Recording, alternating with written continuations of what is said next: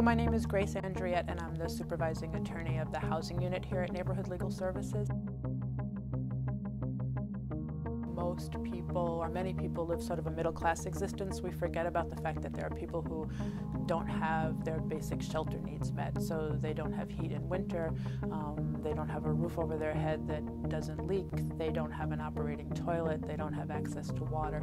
And I think that's surprising to many people. Here in Buffalo, many of our residents have exactly those kinds of challenges. It's very important work, and because housing should be considered a basic human right, shelter is a basic human need, I think it's important to make sure that people's rights to housing are protected. What our clients have in common is that their household income is very low.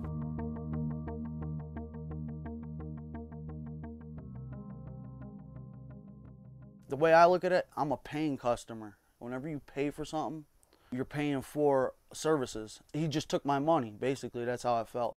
After 5 days without water, he started bringing me a 5-gallon jug of water, one jug of water, which only flushes my toilet one time. I pour it in the back of the toilet. By the time it fills up and I flush the toilet, I have no more water. The landlord has had his lawyer call me and threaten me with eviction. Said that it's $18,000 to $20,000 worth of damage done on this property, and I'm liable for it, and tried to make me settle out over the phone and was threatening me and all types of crazy stuff. We have professional slumlords. They exist. They're real people. They are renting substandard housing to low-income individuals. One of the goals of the program that we're currently running is to assist low-income tenants who are living in residences that subject them to health or safety hazards. And by ensuring that property owners, landlords, keep their residential units up to code, we are also improving the housing stock in Buffalo. Things have to be uninhabitable for you to not pay rent. You have to have no heat, no lights, no malfunctioning windows that are letting the air in. Enough was enough. You know, I sent them a text message like, this is inhumane, you know, animals don't even live without water, you know. How could I have anybody at my house? I got kids. Is it fair for my kids that I should have to worry about them digging in a dirty toilet with feces and urine in it, maybe catching a disease and getting sick? Are you going to pay the doctor bill? Then he called me on the phone and told me if I have anything to say to him, call him and tell him. Got real nasty with me.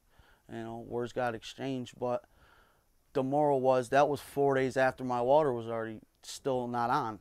And nothing, it just seemed like nothing was getting done. And the pipes busted. I called the building inspector because he tried to say that I was liable for the damage, but my grandfather is a property manager, and he told me I'm not liable for that. So I called the building inspector, and the building inspector said I'm not liable either because everything in this apartment was cosmetically done. Nothing was insulated properly, nothing was done properly. It was just done to look nice.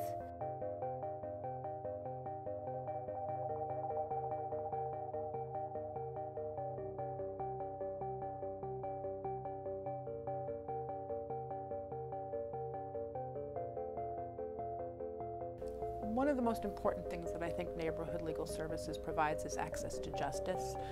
Many people do not have a way to enforce their rights without the services of Neighborhood Legal Services. So getting our name out in the community, letting people know what their rights are is an important component of what we do. Many people find themselves in situations that they never would have imagined, you know, finding themselves in. And sometimes it's hard, I think, for someone who has sort of a secure financial existence to understand that poor people have to make decisions every day about whether to pay the electric bill or the gas bill or whether to purchase food, whether to pay the rent or whether to pay the heating bill. And I think it's difficult for people who are not of limited means to understand just how difficult those choices are.